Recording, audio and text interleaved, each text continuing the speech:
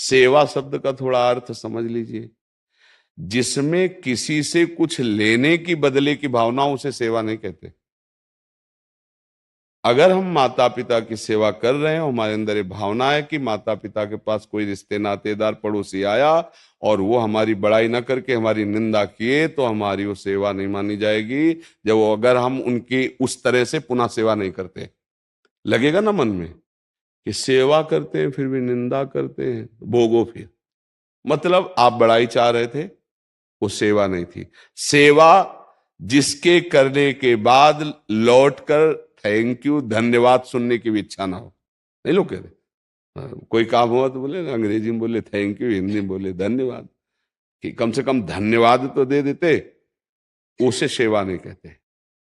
ना हमें ठाकुर जी से मांगना है और ना हमें किसी और से मांगना है। तो आप देखोगे ना मांगने से हुआ क्या, आपके अंदर जमा हो गई आध्यात्मिक शक्ति, सेवा शक्ति, नाम शक्ति। अब इस शक्ति ने तुम्हारी सारी आसक्ति को बांध दिया। जो आसक्ति की धारा जा रही थी ना, एक दिन देख लेना, जहां नाम का रंग चढ़ता है, सेवा का बल हृदय में जागृत होता है, तो विषय भोग, निद्रा, हंसी, जगत प्रीति, बहुबात, ये 5 चीजें बिल्कुल फीकी लगने लगती हैं। ये पहचान है नाम जप की और सेवा की। कोई भी विषय भोग, चाहे रसेंद्री को चाहे जनेंद्री को, अच्छा नहीं लगेगा, क्योंकि अच्छा नहीं है। हम केवल जो चिंतन करते हैं जब उसका, कि ऐसे से ऐसे तो बड़ा सुख मिलेगा, और फिर जब वही चिंतन के अनुसार क्रिया करते हैं, तो हमें चिंतन होने के कारण सुखानुभूति होती है, उस क्रिया में सुख नहीं है। विश्वास करना। नहीं तो हमने कई बार एकांतिक में कहा है कि जैसे तुम्हें कहा जाए कि हर भोग भोग लो, शाम के गोली मार दी जाएगी, और तुम्हें पक्का है कि शाम के गोली मार दी जाएगी। फिर हमें विश्व के हर भोग भोग के बताओ तुम्हें किस में सुख मिला। क्यों भैया, क्रिया तो वही कर रहे हो ना, खान पान सब करके देख लो। बोले कैसे, शाम की गोली मार दी जाएगी, तो चिंतन नहीं बनेगा ना। चिंतन तो बन रहा है, शाम की गोली मार दी जाएगी, तो इसलिए किसी में सुख नहीं मिला। तो भोगों में सुख है या चिंतन में सुख है?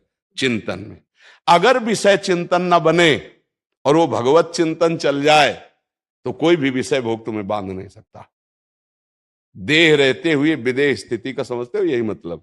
चिंतन खत्म, चिंतन परमात्मा, तभी समस्त आसक्तियों पर विजय प्राप्त की जाएगी। तो 2 बात पकड़ लो। पहला है नाम जप, राधा राधा राधा हर समय, और दूसरा है सेवा।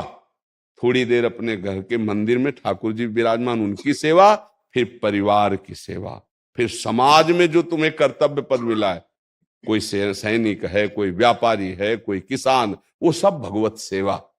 आपका व्यवहार सबसे पवित्र, मृदु और भगवत भाव से हो, तो नाम जप और सेवा से सबकी आसक्ति हटी जाएगी। अगर एक छोटा व्यसन पड़ गया तो आप उसे नहीं छोड़ सकते, फिर बड़ी बड़ी आसक्तियां शरीर की, परिवार की, मोह की।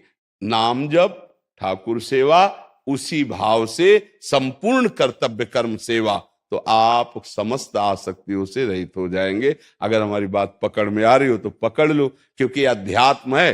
और अगर नहीं पकड़ पाओगे तो यहां लड्डू पेड़ा जंतुर राख का प्रसाद तो मिलता नहीं होता। भभूति दे दिया, लड्डू पेड़ा दे दिए, सेव संतरा दे दिए, जंतु, यहां तो वो मिलता नहीं, और इससे वो होना नहीं।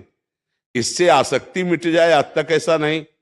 नाम जप, ठाकुर सेवा, परिवार सेवा, समाज सेवा, राष्ट्र सेवा, सेवा के बदले में कोई चाह नहीं, माया पर विजय प्राप्त कर लोगे।